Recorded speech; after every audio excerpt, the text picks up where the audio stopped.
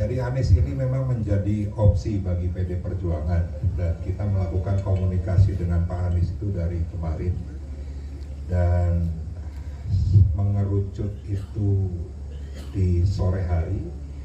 Dan kenapa gagal? Kita menghadapi sebuah tantangan yang sangat besar, tangan-tangan yang tidak menyetujui Pak Anies diusung oleh PDI Perjuangan. Kita sadar betul ya, Pak Anies merupakan figur tokoh nasional.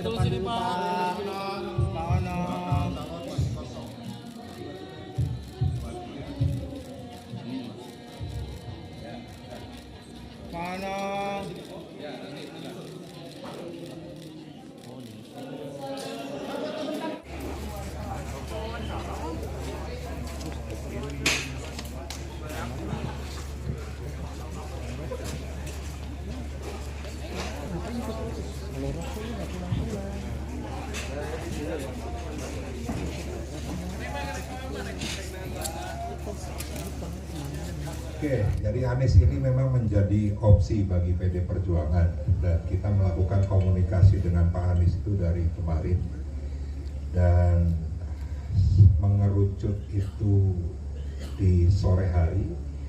Dan kenapa gagal? Kita menghadapi sebuah tantangan yang sangat besar, tangan-tangan yang tidak menyetujui Pak Anies diusung oleh PDI Perjuangan. Kita sadar betul ya, Pak Anies merupakan figur tokoh nasional dan beliau juga asli kelahiran Jawa Barat, orang Kuningan, dan beliau mempunyai track record yang sangat bagus bagaimana membangun Jakarta, sehingga kami yakin betul bahwa Pak Anies itu adalah sosok pemimpin yang bisa menyelesaikan segala permasalahan di Jawa Barat. Tapi kekuatan yang sangat besar itu yang pada akhirnya Pak Anies tidak jadi diusung oleh PDI Perjuangan. Ya, ini kan proses yang menjadi bagian yang tidak terpisahkan dan ini merupakan kewenangan DPP Partai. Kami di Jawa Barat tentunya sangat mempunyai keinginan Pak Anies diusung di Jawa Barat setelah beliau tidak jadi diusung di DKI. Ya, kami tidak tahu secara persis proses yang dilakukan oleh DPP Partai dan Ibu Ketua Umum, tapi kami menilai bahwa yang sudah mengerucut pada akhirnya bubar itu karena ada tangan-tangan dari luar yang tidak menghendaki Pak Anies diusung di Jawa Barat. Ya, Mulyono dan geng. Nah, ya, itu saja Mulyono. Oke, ada yang lain? Ya. Ronald ini keluar itu kapan Pak? Apakah benar itu keluar nama JJ dan Ronald ini pas Yola tadi Pak? Ya, setelah Pak Anies ini tidak jadi diusung oleh PDI Perjuangan, maka Ibu Ketua Umum jajaran DPP Partai berkomunikasi dengan kami DPD Partai untuk mencari alternatif calon, dan memang Pak JJ ini sudah disiapkan dari awal sebenarnya sebagai salah satu kandidat calon yang diusung dari internal partai. Dan Pak Ronald juga kemarin juga sudah melalui sebuah proses pencalonan di Kota Bandung, yang pada akhirnya Kota Bandung kita merekomendasikan nama yang lain.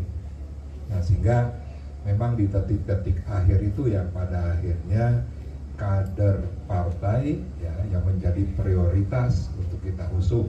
Tapi yang saya sampaikan tidak sekedar kader partai, tapi kader partai yang mempunyai track record bagaimana menyelesaikan permasalahan-permasalahan rakyat. Jadi memang di akhir-akhir lah, ya mungkin sekitar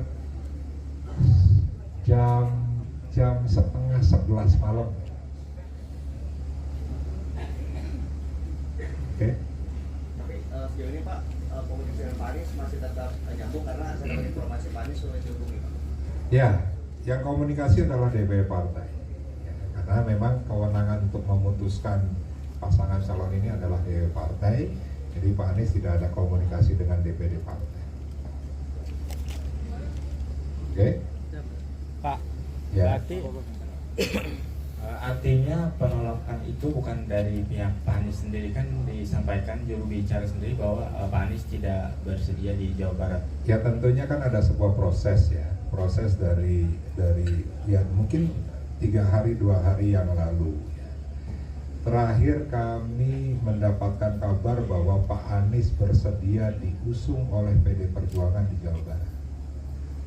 Nah sehingga pada saat timnya Pak Anies membuat konferensi pers, ini menjadi bagian ya, dari proses di mana Pak Anies itu dihambat untuk bisa dicalonkan oleh PD Perjuangan. Pak, Ya. bentuk penjagalan seperti apa gitu, boleh diuraikan?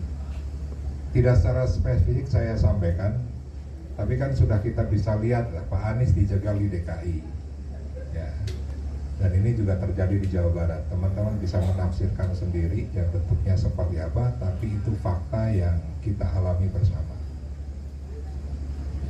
Pak, boleh tanya gimana sih Pak menurut Bapak optimisme di Jabar, karena waktu sebelum Bapak kesini sebetulnya sudah banyak nama-nama yang kita sangat wow gitu ya, ada Bu Susi, ada Pak Anies, dan kenapa Pak JJ dan Pak Ronald, dan Kang Ronald ini sepertinya hitungannya kan belum lama gitu. Gitu. Oke, saya ucapkan terima kasih ke teman-teman media yang sudah berkreativitas ya, dengan sangat baik. Jadi pada saat saya statement bahwa ini akan ada kejutan, akan ada nama-nama di luar kader partai dan kita akan berkoalisi dengan partai lain. Nah, terus teman-teman media menarasikan berbagai macam hal ya, termasuk muncul misalnya Anies Ono, Sandi Ono dan sebagainya. Dan ini menjadi bagian yang ya akhirnya menghangatkan suasana.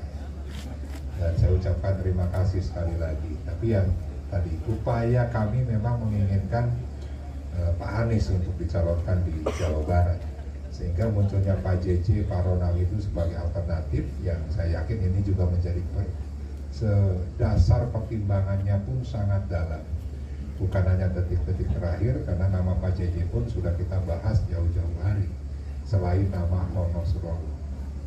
Dan saya sendiri keputusan DPP terakhir, saya diminta untuk fokus untuk menjadi anggota DPRD Provinsi Jawa Barat. Karena buat Pak Mulyono dan NDG nggak apa-apa. Ya, Bung Mulyono nggak usah cawe-cawe lagi lah di pilkada. Biarkan rakyat bisa mempunyai pilihan sesuai dengan hati nuraninya, sehingga terpilih pemimpin yang terbaik untuk Indonesia, untuk provinsi dan untuk kabupaten kota di seluruh Indonesia. Diperkenankan kepada bakal pasang calon gubernur dan wakil gubernur Jawa Barat untuk dapat meninggalkan area kantor KPU Provinsi Jawa Barat.